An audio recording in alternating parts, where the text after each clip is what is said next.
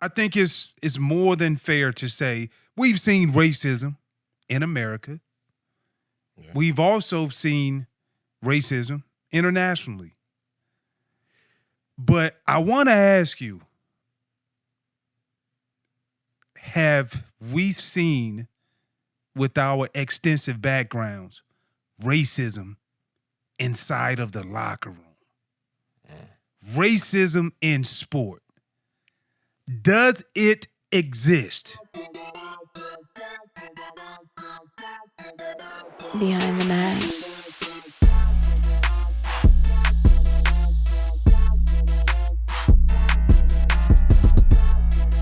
What up, dog? What's happening? What's good, family? Another day in paradise. You know what it is. Whenever you on this side of the soil, it's always a good day, right? Absolutely, absolutely. Every day above ground is a good day. All right, then. So, all right, check this out, man. So, listen, we got another conversation we need to get through. Mm-hmm. I need some clarity from you. So, I think it's more than fair to say we've seen racism in America. Yeah. We've also seen racism internationally. But I want to ask you,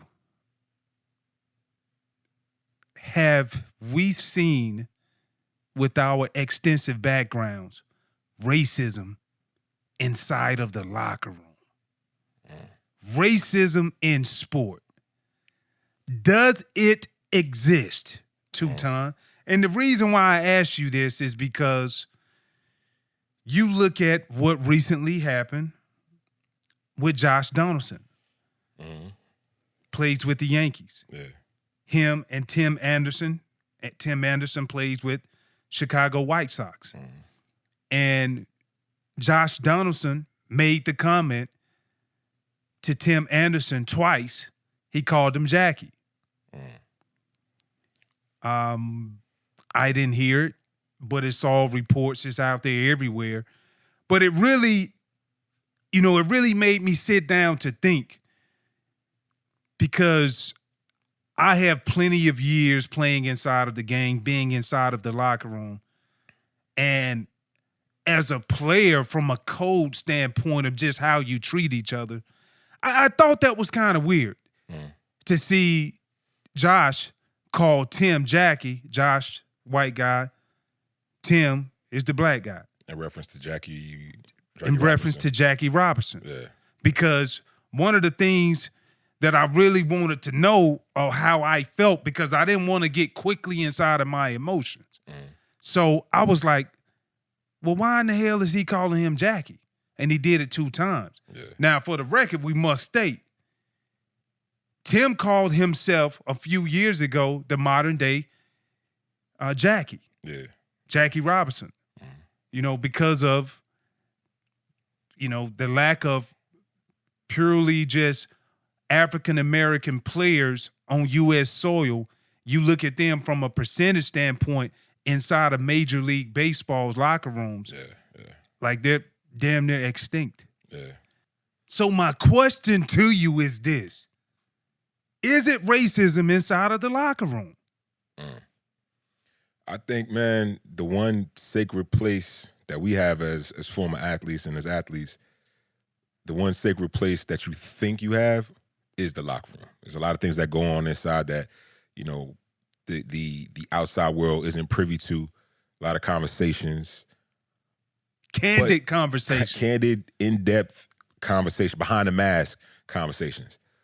But does racism exist in the locker room? Yes. Now, is it hidden to an extent? Absolutely. Because I think the common goal once you're inside that locker room is you have a job to do, right? You go to war with your teammates for months on end, from training camp to the regular season, postseason, what have you. You spend the majority of your day with these men or women for the majority of your life, of your young adult life, if you're playing a professional sport. It's your job. So you're there all day. You know what I mean? You spend more time with your teammates than you do with your family. Facts. So it's not supposed to be there, but then again, there's the other side of it, right? People are who they are once they leave their job. Players are who they are once they leave their job. Different backgrounds. You're raised different. different ideologies, different religions. Some people have a history of tradition in their family that, be quite honest, it lasts. And just because you make it to a professional level or a collegiate level for that matter, it don't stop. There's instances where people say things and there's underlying tones and you have to kind of prove that racism actually is existing or that racism is, a statement is met with a racist intent. But yeah, man, I think absolutely exists. I just think people do a great job at hiding it, man. So when you look at that comment by Josh Donaldson, do you put that in the same bucket as a racist comment, or do you actually look at it as if he said it because Tim said it a few years ago? You know what's crazy? I think you gotta look at it, the intent, right?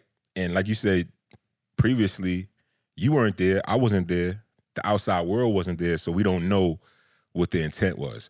However, his teammates know what the intent was. Fact. His teammates know who he is because, like I just said, you spend hours on end with these people in a relaxed atmosphere where you can be yourself, good, bad, or indifferent because you have a job to do. And people, 9 times out of 10, they accept you for who you are. If you're racist, if you're gay, if you're straight, if you're married, if you're a philanderer, if you're divorced, you are accepted in a locker room for who you are. Because on that field, you're going to war. That's just the only thing we care about. That's the only thing we care about. We need to win and we want to win, and that's why. Exactly. Unless it's outright and you in somebody's face, it's, overt racism or you challenging my manhood with your beliefs or your ideology. That's when it becomes, a disconnect. And I think we don't know what Donaldson, his intent was, but his own teammate Aaron Judge was like, yo, he shouldn't have said that. He got suspended for what, 1 game? Yeah, really? 1 game. He got suspended for 1 game, and he was fined. And then also, I'm just saying, mysteriously, he was put into COVID protocol. For the 1 game for the 1 game that he was suspended. Yeah, all right. You know what I mean? So sweeping under the rug. I don't know. I'm just saying it looks funny to me. You can get me on record for saying that. Yeah, man. And you know what? As screwed up as it is, like I said, people grow up different. I went from South Jamaica, Queens in New York to Oxford, Mississippi in the mid-90s, where legally slavery was still on the books. What you mean it was still on the books? It was still a law. Legally. Yeah. But they just haven't went to the state constitution to change it. To change it. There you go. You know what I'm saying? So imagine coming from South Jamaica, Queens, and literally the only white people that I saw growing up were deans in my school, policemen, or when I would go to my mother's job in Manhattan, I would see white folks there. But other than that, my schools growing up, it was nothing but us, Hispanics, you know what I'm saying? Maybe some Native Americans, what have you. But, yo, I didn't know what it was like being a minority till I went to Ole Miss. Because I'm like, damn, it ain't too many brothers and sisters down here. You know what I mean? It is what it is. Yeah. But I was met with the utmost respect when I went to Ole Miss. Had a great time. But what you see, as soon as you got on campus in the 90s. What did you see? Huge Confederate flag on Fraternity Row as soon as you turn on the campus. First fraternity house, I don't know which one it was. Huge Confederate flag. So it's like, oh, it's here. So now you got to think, damn, where am I really at? But when you go inside the locker room, it's different because now you got the melting pot. You got your, more brothers. The majority of the football players was black. Yeah. And damn near majority of athletes in all sports, are black. However, you're in the town or a city that's predominantly white. So we didn't experience it in the locker room because, again, to your point, we there for a job. We come together. We want to win. You know what I'm saying? Everybody has come from some sort of struggle or some sort of adversity they had to overcome in their life. Like the pattern is typically the same when it comes to athletes. And we want to excel for that commonality, that common goal, which is winning. So you don't really see it as much in the locker room. But does it exist? Hell yeah, it exists. Because you don't see it as much. It's not overt. But when you hear those undertones and those certain things happen, it stands out. And you know why it stands out? Because it's so few and far in between. But yes, it does exist. And I think that's the reason why when you look at this situation with Josh and Tim, both benches got up and they came to a meeting of looked like they were about to come to blows because of that such undertone. You know, and so ultimately how I look at it, can you prove it? You probably can't prove it. Yeah. None of us was there. But at the end of the day, for me, when you look at the current climate that we're in, you look at what we went through the pandemic with George Floyd being murdered. I don't even care if he did say it 2 years ago. Referencing Tim, saying that I am the modern day Jackie. And so now you taking an opportunity to throw jab shots like that. Yeah. So that's the reason why I think it's a heightened sensitivity already. But when you take those shots like that, you know, for me, I feel like you want the smoke. Yeah. Like you want whatever comes to you after that. Yeah, absolutely. And we've said it on the shows that we've had in the past, and I'm a firm advocate of this. You can't fault a man for how he reacts to a situation. You know, when you offend him, when you disrespect him, when you call him out his name, when you talk about his family or something. Yeah, you supposed to sticks and stones, that whole thing. Sounds good. But yo, you don't know if that's the day that somebody gonna snap on you. Well, let me ask you this. Has it ever happened, anything ever happened to you, whether or not if it's in the locker room or while you were playing, hell, or even a game? Yeah. Off the field? Absolutely. Absolutely off the field. We've had incidents at Ole Miss off the field. That was crazy. But probably ain't gonna get into that. But what I will say is on the field, I think the only situation that happened that I could recall, we were playing Arkansas one year and wound up losing the game. And they actually beat our ass this year. But they had this one dude that played D-line, I think, and we heard all the way in Ole Miss that this kid was, mouthing off. He was a racist kid, you know what I'm saying? Yeah. I forget his name, but the very end of the game, we losing and they talking cash shit. And he called me the N-word. So I'm walking, my back is to him, and he says it. Like, yeah, get the fuck, go back to Oxford. Like, he said that to you? Said it, bro. I snapped around and started chasing him. No lie. Word to the kids. Start chasing him. But what the teammates see, the strength coaches see, everybody sees is me up in somebody's face, about to fight. They see a big black man chasing. But even our strength coaches are like, yo, they looking at it like, nah, yeah, we just lost and got our ass beat, and two is mouthing off with somebody. Like you said, they ain't hear it, but I heard it.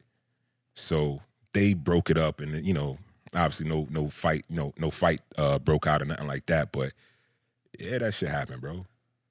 And the hardest part, like you said, the hardest part is dealing with that in real time, right?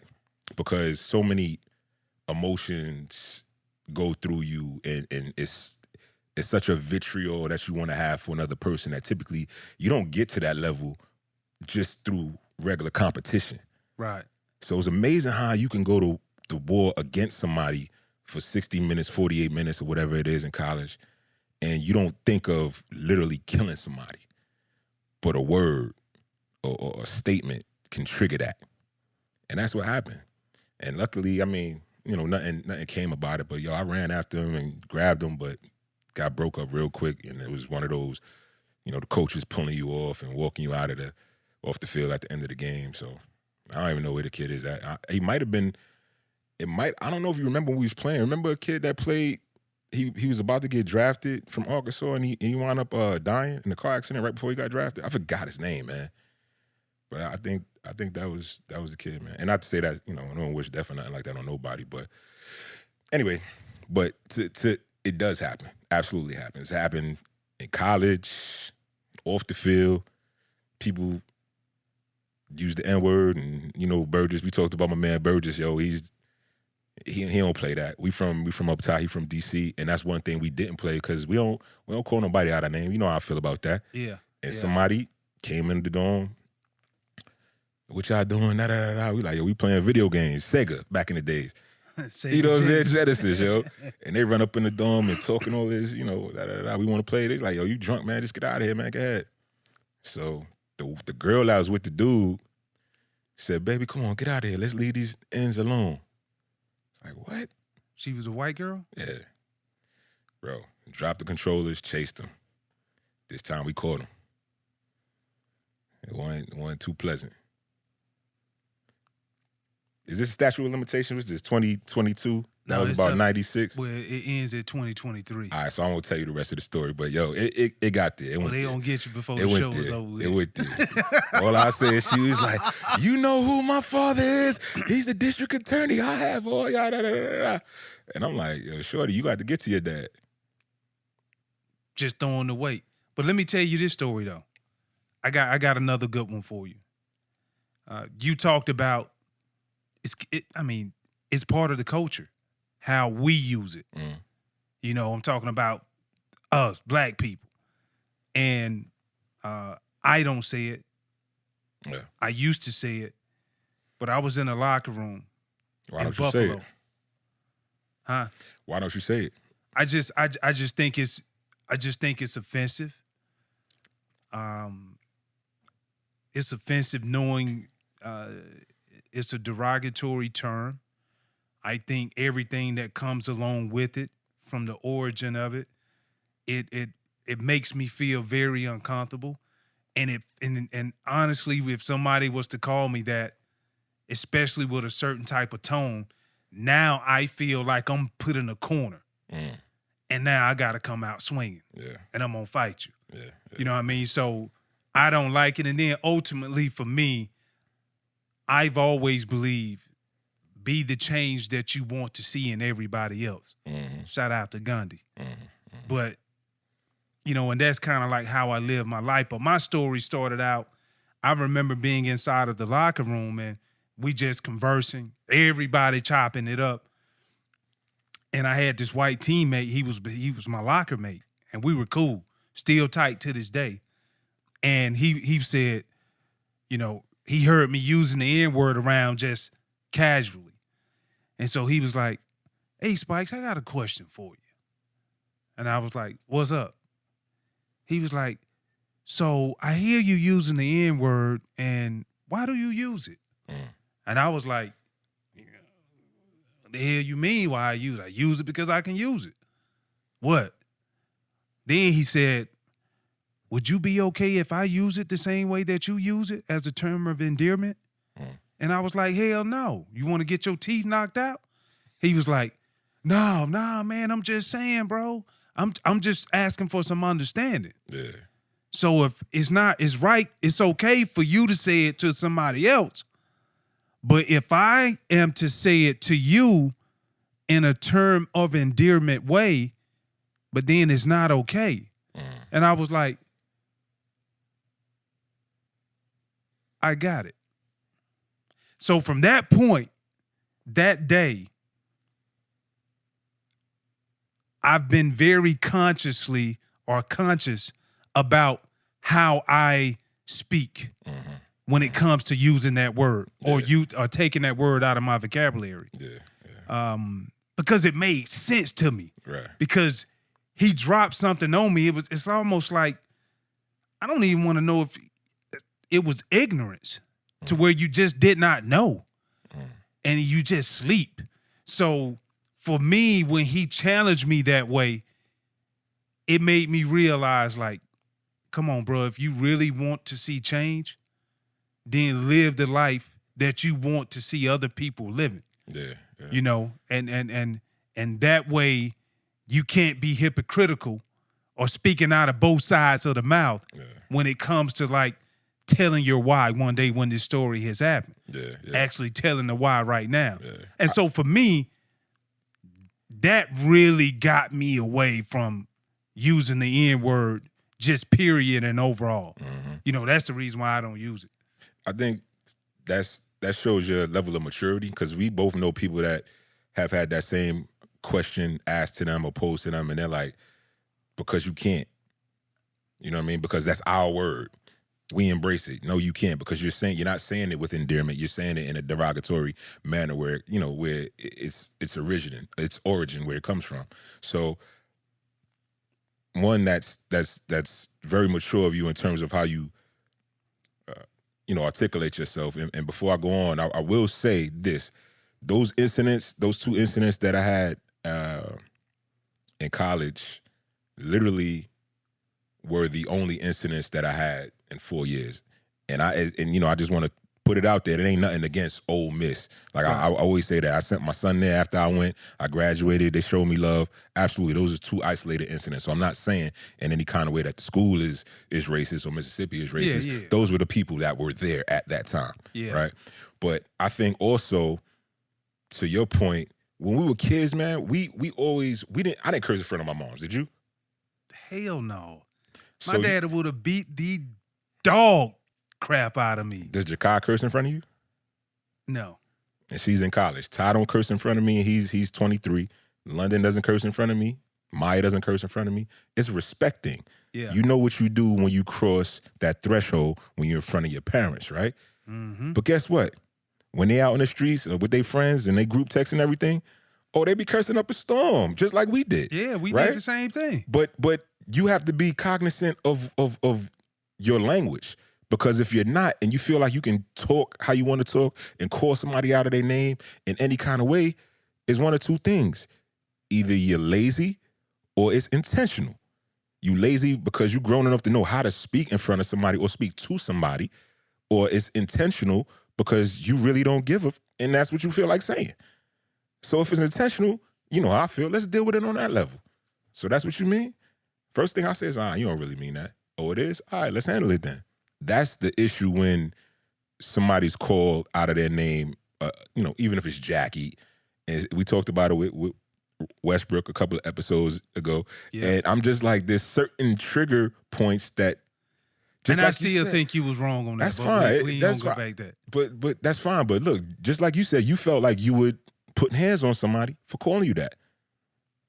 Back to the locker room, there are issues with people that either have underlying context in what they say, and it's not everybody in the locker room, just like it wasn't everybody at Ole Miss, just like I'm sure it's not everybody, in the locker rooms that you've been in. But there are certain people that, again, they have ways of saying things. When it's a backhanded compliment or when it's them saying things that they wouldn't normally say.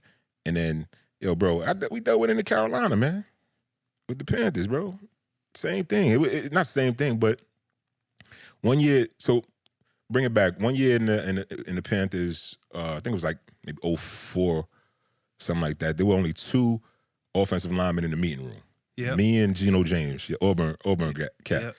So Geno, devout Christian, tough lineman, don't curse, don't do nothing, wouldn't bust a grape off the field, you know what I'm saying? But on the field was a beast. So it's just me and him.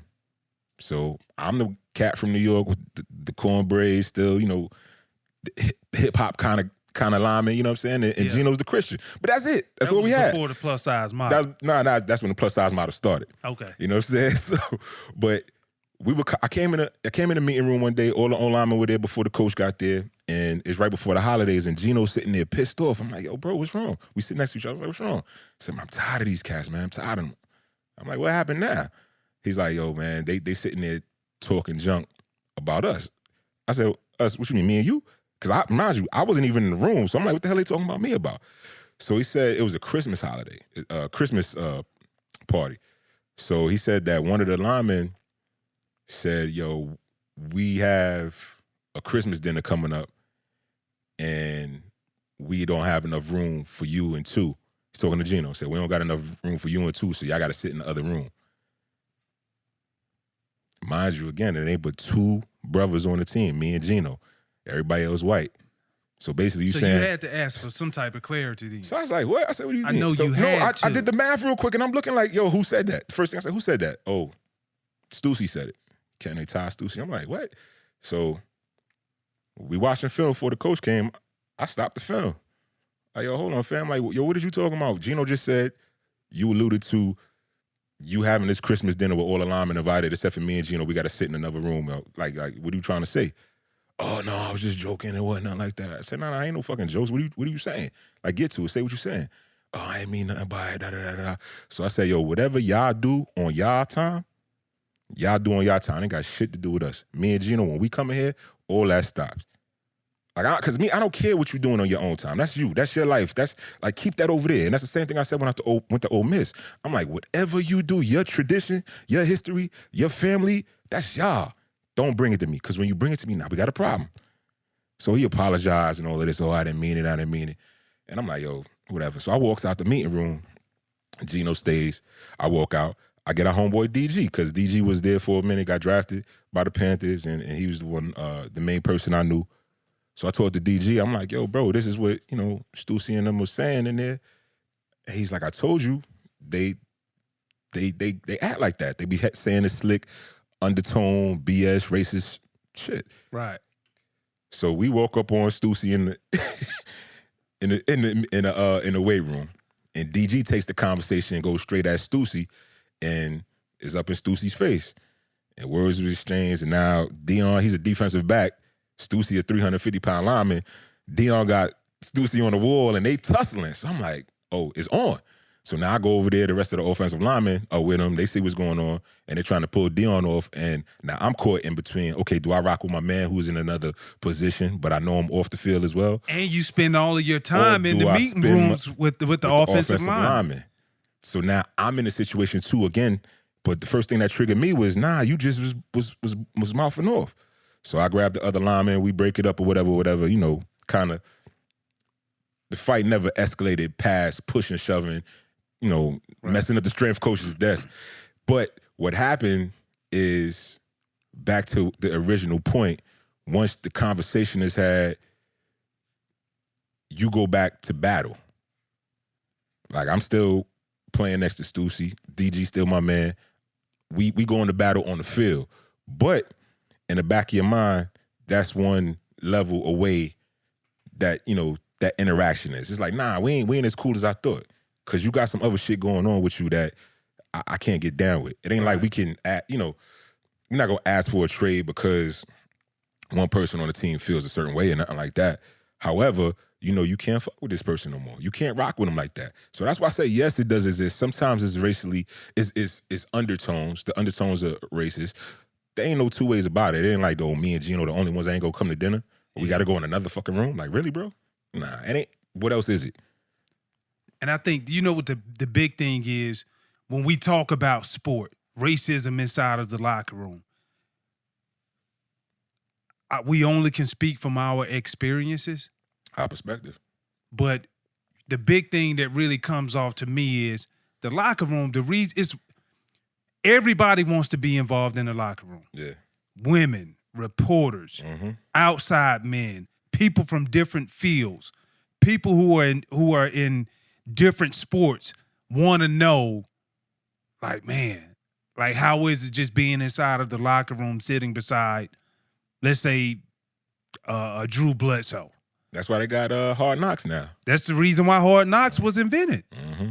Because it gives you that degree. So my point is this: the locker room, as coaches have treated it, it's a sacred place. Yeah. And it's a place that everybody, I don't care who you are, what you've done, how much money you have, you're not privy to come inside of this locker room and have these discussions as you and I are having right now inside of the BTM Lounge.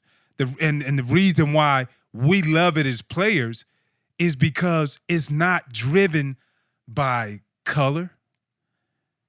It's not driven by how much money you got. Mm-hmm. It's not driven by a guy wants to be a locker room lawyer. It's not driven by who got the baddest girl. Well, some of the conversations may go that way. They be talking about it, yo. But at the end of the day, it's all about when you walk inside of that locker room, man. You walking inside of that locker room under the expectation from everybody else, you gonna help me win a ring. That's right. And I'm gonna do whatever I need to do to help you win a ring. And oh, by the way, down the line, I don't care if you black. I don't care if you white. Yeah. As long as you helping me, you my brother. Facts. You know what I mean? And so that's the reason why I fall in love with the locker room, and I'll always be in love with it. Mm-hmm. Just because it was one of those things, what you put in it is exactly what you're going to get out of it. Yeah. It's kind of like your work performance, your effort throughout the week for your job. You can't cheat it. You can't cheat it because it shows. It shows to the world on the weekends, and it shows to your teammates 4 days a week when you at practice. So if you ain't putting in the work, your teammates gonna see it because you're watching film every day. And if you ain't putting in work, the world gonna see it because you're on TV on the weekends. You know what I'm saying? But yeah, the locker room's supposed to be sacred. It's supposed to be that place that for me it was like. Do you still see? Do you think people you played with see color when they inside of the locker room? Nah, you're not supposed to. No, nobody goes into it thinking, okay, this dude is white, so I ain't rocking with him. This dude is black, so nobody has said that to me. You know what I mean? Again with the Panthers, my locker mate, my suite mate was Jordan Gross. All pro offensive lineman, future Hall of Famer one day, hopefully. And the funniest thing, he's from like Utah, I believe. No, he's from Idaho, but went to Utah. Yeah. So the funny thing, one day, I used to have cocoa butter in the locker room and put it on every day. Y'all was locker mates? We was suite mates. You know what I'm saying? He's right next to me. So I'm putting cocoa butter on and everything. I thought you was about to say you asked him to put cocoa butter on your back. You pause yourself, I'm just saying, you just took me for a loop, man. Why is that going through your mind? You wilding right now. You doing way too much, yo. Nah. So the funny part was, I'm putting cocoa butter on, lotioning up like we do. You know what? And matter of fact, you don't put no damn lotion on. Let's not forget, because outside. I don't want it to be no confusion. After the game is over, you come out ashy as shit, and people waiting for you, and then you got the $1,000 suit on, and then your hands is ashy, your ankles, Achilles is ashy. It's they like do be ashy, don't they? Man. It's the water. That's what it is. It you got time to lotion after the damn game, bro. Got celebrities waiting for him after the game, ashy as shit. But anyway, so Jordan was like, why you always put this lotion on? I said, because I be ashy, man. He's like, what's ashy? So I was like, what? He said, can I get ashy? So I bust out laughing because it's a white dude that grew up in Idaho with the Utah. He don't know the term. You know what I'm saying? I was like, nah. I thought he, trying to be slick, but I looked at him. He was dead serious. Like, what's ashy?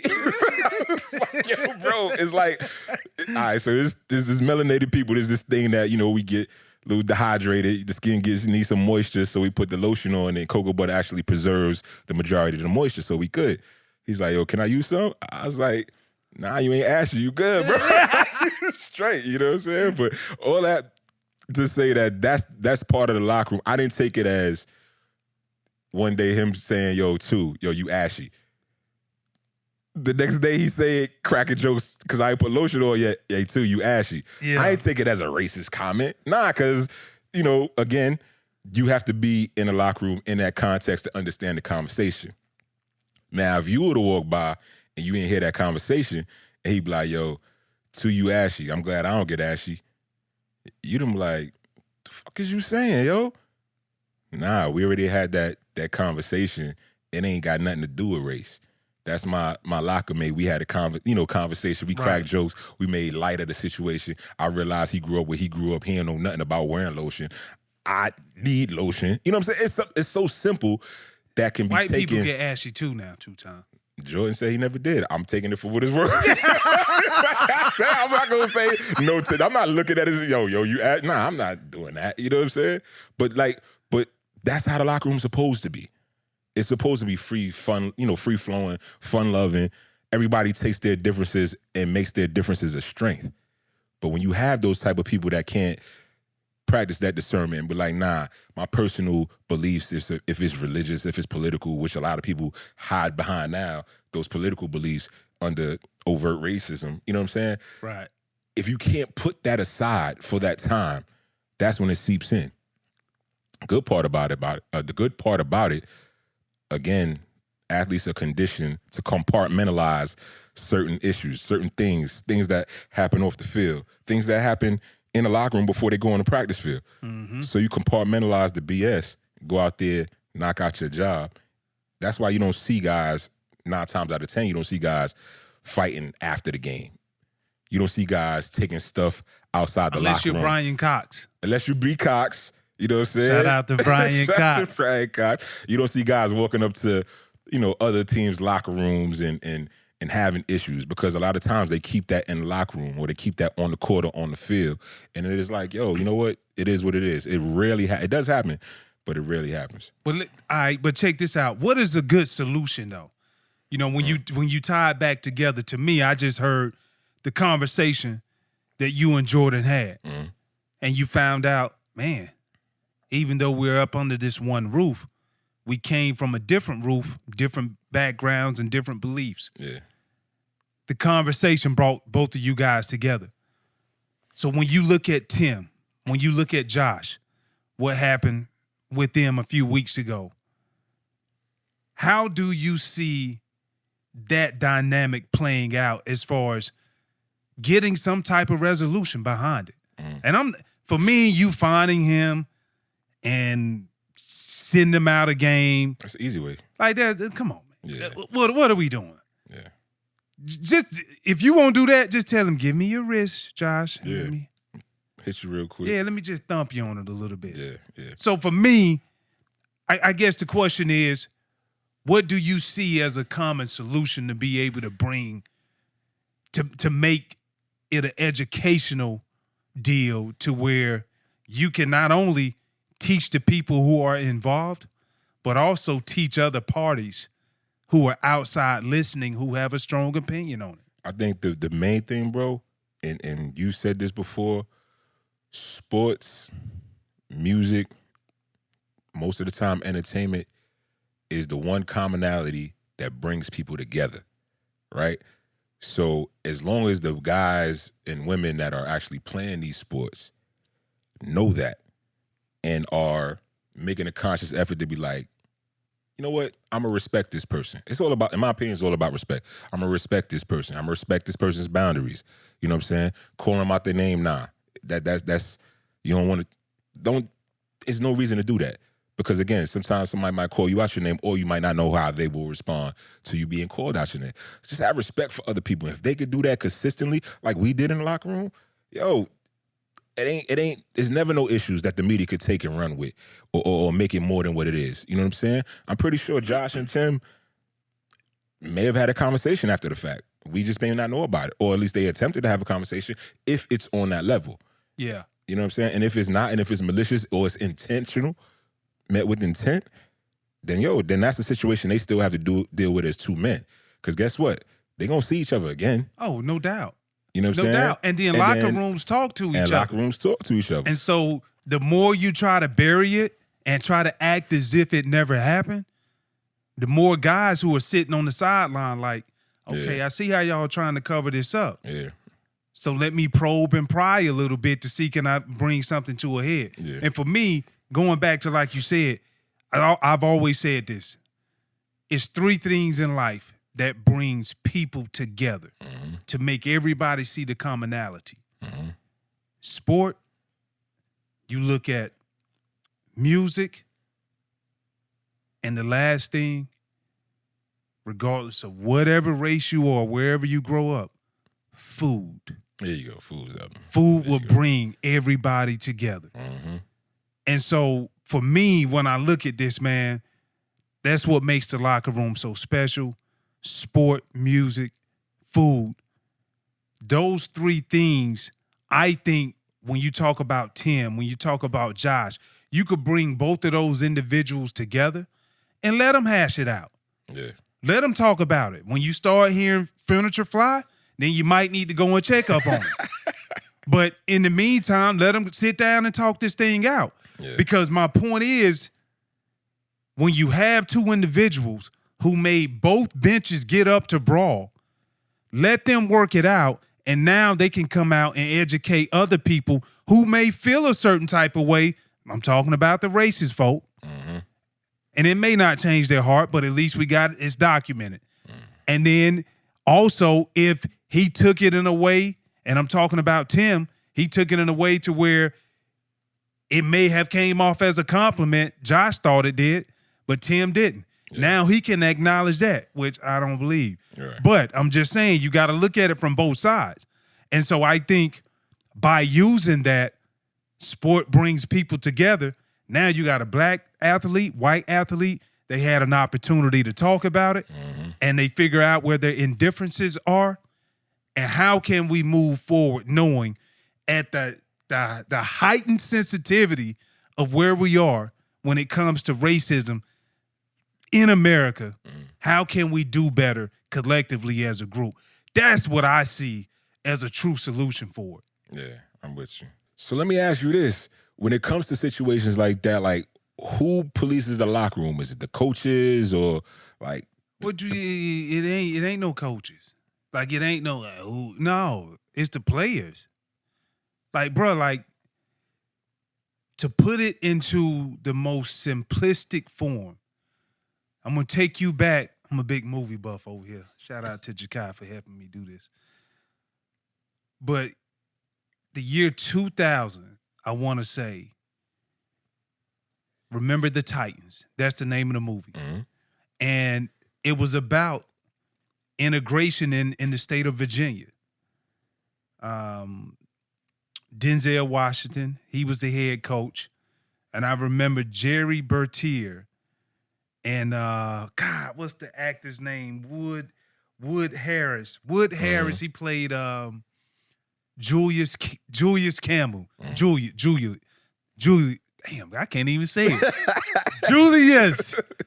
Thank you. Julio.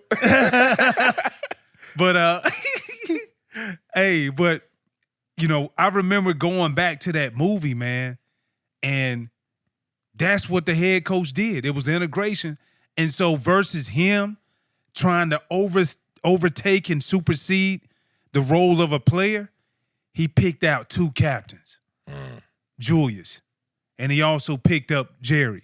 Both were captains from both segregated high schools, brought them on the same team, and he knew that both of them, their indifferences would galvanize everybody to come together. Yeah. So that leads up to the players run the locker room, and you have to allow them to be able to do that. It takes me back to the time when I was in Philadelphia with Andy Reid.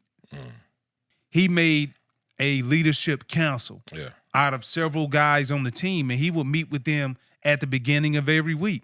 That way, every concern that you have as a player is voiced. And from that, it really showed me, because I was traded to Philly, it showed me that Andy Reid doesn't run this locker room. The players. He give it to the players. And he let them go ahead. He let them orchestrate everything. And if you got something that you feel like you may need for me to weigh in on, but it's still your locker room. And that's the thing that I see that has given or yielded the best results. Absolutely. Yeah, to put a bow on it, man, does racism exist in sport in the locker room? Yes. Does it need to exist? No. Behind the mask.